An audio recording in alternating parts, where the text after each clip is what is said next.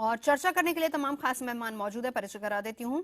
ज्योतिषाचार्य Y राखी हमारे साथ मौजूद हैं, राजकुमार शास्त्री जी हमारे साथ मौजूद हैं, अखिल भारतीय हिंदू महासभा के महासचिव मुन्ना कुमार शर्मा जी हमारे साथ मौजूद हैं। इसके अलावा लखनऊ से यूपी के पूर्व डीजीपी विक्रम सिंह जी जुड़ रहे हैं हमारे साथ।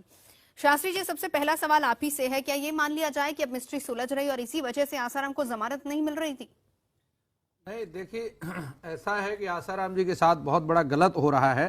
देखिए कितने अभी भी आप कहेंगे कि गलत हो रहा है? नहीं, देखिए कितने ऐसे क्रिमिनल हैं। आसाराम बापू पर केवल एक आरोप लगाया गया, वो अभी सिद्ध नहीं हुआ है कि वो आरोपी है या नहीं है। कानूनविद सुब्रमण्यम स्वामी जो देश के जाने माने वकील हैं, उन्होंने भी ये कहा कि आसाराम बापू ने कोई गलती नहीं की, कोई निरापराध है, उन्होंने कोई दोष नहीं किया, उनको जमानत होनी चाहिए। जमानत क्यों नहीं मिल रही थी? हम यही तो जानना चाह रहे हैं। देखिए इसके पीछे एक जो है राजनीतिक बहुत बड़ी साजिश है, और राजनीतिक साजिश के कारण आसाराम बापू को अंदर रख करके रखा हुआ है। और मैं आपको बता दूं, इसमें जहां तक मेरे पास ऐसी खबर है कि कई ऐसे व्यापारी हैं जिनका हाथ है, जिनका दबाव है सरकार के ऊपर, जहां पर आसाराम बापू का कुछ पैसा लगा हुआ है, और वो जो व्यापारी हैं वो नहीं चाहते कि आसाराम बापू बाहर आए, क्योंकि वो बाहर आएंगे तो उनको पैसा वापस करना पड़ेगा।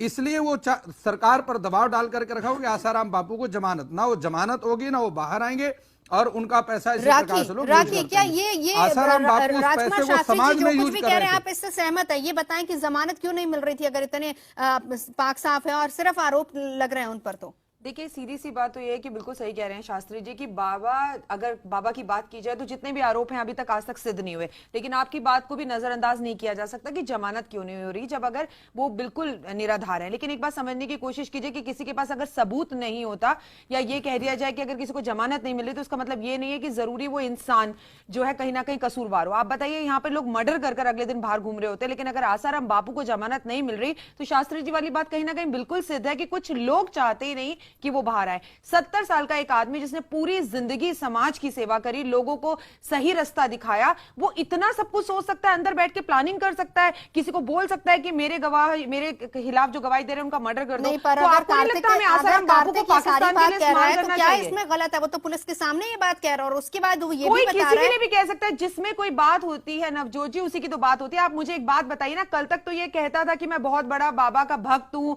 बाबा के लिए सब कुछ कर रहा हूँ। हो सकता है अपनी भक्ति में, बाबा के प्यार में उसने खुद कर दिया, और अब जब फंस गया तो किसी का नाम तो लेगा ही खुद को बचाने के लिए। ठीक है, बिल्कुल सही कह रहे हैं आप सर। लेकिन फिर ये भी बताइए ना, इतने बड़े बड़े कसूर करके लोग बाहर घूम रहे हैं, इतनी छोटी सी गलती पे जो कि सबूत भी अभी तक नहीं मिला है। जो वकील उस लड़की का है उसके ऊपर खुद रेप केस चल रहा है जो लड़की, लेकिन उसके बाद जमानत नहीं मिल रही। तो कहीं ना कहीं हमारी न्याय प्रणाली कमजोर तो है, या यूं कहिए कि बहुत सारे सवालों के अंदर घिरी हुई है।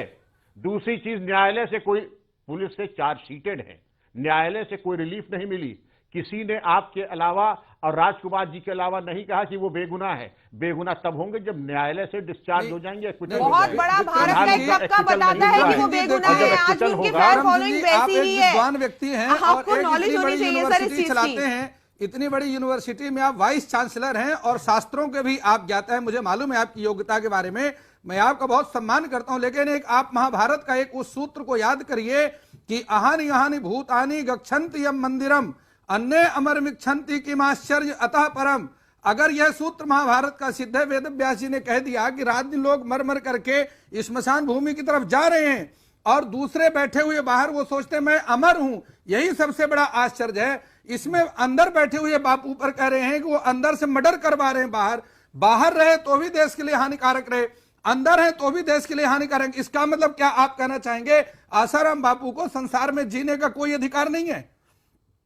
और अगर इतने बड़े प्लानर हैं, फिर तो सरकार को उनका अपने पास रखना चाहिए, और सरकार को उनसे प्लानिंग करके पाकिस्तान को किसी प्रकार अपने अंदर अधीन करना चाहिए। दोष साबित नहीं हुए हैं, जब हो जाएंगे तो मैं आपको प्रणाम करूंगा। प्रणाम मैं आज भी कर रहा हूं। नहीं, प्रणाम तो मैं आपको करता हूं, लेकिन अभी आज तक 4 साल इस केस के हो गए, आज तक कोई ऐसा कानून सिद्ध भी नहीं हो सका कि वो किसी प्रकार से दोषी है।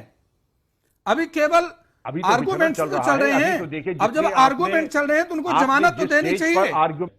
नहीं, इसमें अभी आज तक कोई सिद्ध नहीं हुआ जिसमें आसाराम बापू ने माना हो कि मैंने हत्या का किसी प्रकार प्रयत्न किया है। दूसरे लोग जैसे उस लड़की ने आरोप लगा दिया, उसी प्रकार से हत्यारे लोग भी उन पर आरोप लगा रहे हैं। केवल आरोप के कारण उनको अंदर करके रखा हुआ है।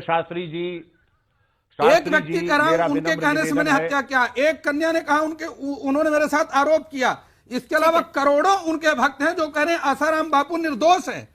तो अब करोड़ों लोगों की बात मानी जाएगी, केवल दो व्यक्तियों की बात नहीं, लोगों की बात नहीं ना, बिल्कुल। मुन्ना सिंह जी, मैं आपको भी इंक्लूड करना चाहूंगी। अब इसमें क्या लग रहा है कि अब आसाराम बापू फंसते नजर आ रहे हैं चक्रों में, क्योंकि जिस तरीके से इंटेरोगेशन हो रही है, सीधे सीधे ये पूरा असर अब जो भी कार्रवाई चल रही है, कोर्ट की कार्रवाई, उस पर डालेगा ये पूरा मामला। देखिए, आसाराम बापू ईसाई मिशनरियों के द्वारा जो हिंदुओं को ईसाई बनाया जा रहा है, उसके खिलाफ उन्होंने कैंपेन चलाया।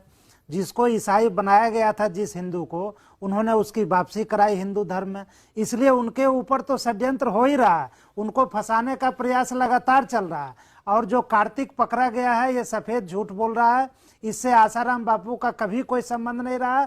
अगर इसके पास कोई प्रमाण हो बापू से किसी प्रकार के संबंध का, तब मैं समझता हूं कि पुलिस को इसमें कोई सबूत मिलेगा। लेकिन देखिए, ये जमानत तो इसलिए मिल जाता है कि जब जमानत की अर्जी डाली जाती है, उससे पहले कुछ ना कुछ करा दिया मेरा जाता है। सवाल जैसे अभी सुब्रमण्यम स्वामी जी बेल का एप्लीकेशन देने वाले थे, तो उससे पहले ये इसने ये फिर ये मुन्ना जी मैं बोलती हूँ, देखिए, सबसे पहली बात तो मैं किसी की भी अगर भावनाओं को हर्ट कर रही हूँ इस बात को बोल करके, ये छोटी सी बात है। किसी भी बच्ची के साथ बलात्कार होना या किसी बच्ची के साथ किसी भी तरह की जोर जबरदस्ती होना छोटी बात नहीं है। लेकिन पहली बात ये होना, क्या ऐसा हुआ है, क्या इसका कोई सबूत है? ये कार्तिकेय ही कल तक, मैंने आप ही के चैनल पे बहुत टाइम पहले शो देखा था, ये बाबा को भगवान बोलता था। हमने उन सब बातों को तो बिल्कुल नजरअंदाज कर दिया कि मैं बाबा का भक्त हूं, मैं आज मेरी शादी हुई तो बाबा की वजह से हुई, मैं जिंदगी में जो भी कुछ हूं बाबा, उन सब बातों को हमने नजरअंदाज कर दिया, क्योंकि शायद हम करना चाहते बाबा का इल्जाम इतना बड़ा है, लोगों जानना चाहते सच या गलत क्या। लेकिन आज यही कार्तिक अगर बोलता है कि नहीं, बाबा जो है, बाबा के कहने पे मैंने मर्डर किया, तो क्या वो दूध पीता बच्चा है कि किसी ने कह दिया गोली हाथ में लो और जाके मार दो, तो मार दिया? कोर्ट में मामला है तो इंतजार कीजिए। बिल्कुल, लेकिन वही मैं आपसे जानना चाहती हूँ, कोर्ट में अगर कल यही बंदा बदल जाता है और ये कहता है कि नहीं मैं तो पुलिस के दबाव में आकर ऐसा कह रहा था, तब क्या लोगों की प्रतिक्रिया? विक्रम सिंह जी से इसी का जवाब लेंगे, लेकिन इस छोटे से ब्रेक के बाद। अब पूछे जो भी प्रश्न करना। जी मुन्ना सिंह साहब, आपसे ये पूछना है कि अगर कोई मर्डरर किसी के बारे में बता दे कि उसने कहा था मुझे मारने के लिए, केवल उसके कहने से किसी पर हत्या का आरोप थोड़े सिद्ध हो जाएगा। उसके लिए तो कई कड़ियां जुड़नी चाहिए, साबित होना चाहिए कि हाँ उसने कहा था। लेकिन यहाँ तो सिंह साहब देखिए, अभी तो कोर्ट से सजा मिली नहीं, अभी आरोप साबित हुआ नहीं, लेकिन सिंह साहब पहले ही दोषी मान रहे हैं आसाराम जी को। नहीं, वो दोषी का मान रहे हैं, वो तो कह रहे हैं कि पुलिस इन्वेस्टिगेशन कर रही है और उसके बाद सारी चीजें साफ होंगी और उस इन्वेस्टिगेशन का कितना असर इस पूरे केस पर पड़ेगा, पुलिस को अधिकार है, इसका जवाब उन्होंने दिया। अगर जब तक पूरा अधिकार है कर रही है, तब तक उनको जमानत देनी चाहिए। आप ये देखिए, कन्हैया कुमार जैसा राष्ट्रद्रोही, उसको कोर्ट ने जमानत दे दिया, जिसके खिलाफ पूरा देश है, चाहे कोर्ट ने उनको जमानत दे दिया, लेकिन पूरा देश उसके खिलाफ जमानत के खिलाफ है। और उस जमानत के खिलाफ अर्जी भी दाखिल की गई कि उसकी जमानत जो है रद्द की जाए। उसके बाद भी उसकी जमानत रद्द नहीं की गई और आसाराम बापू को 4 साल से अंदर बंद करके रखा हुआ है। तो वही जिसकी तो उम्र भी कोई कारण होगा, कानून से ऊपर तो नहीं है आप लोग ना। नहीं, इसके पीछे राजनीतिक अपना काम कर रहा है, सीधे सीधे आप तो अदालत पर सवाल उठा रहे हैं।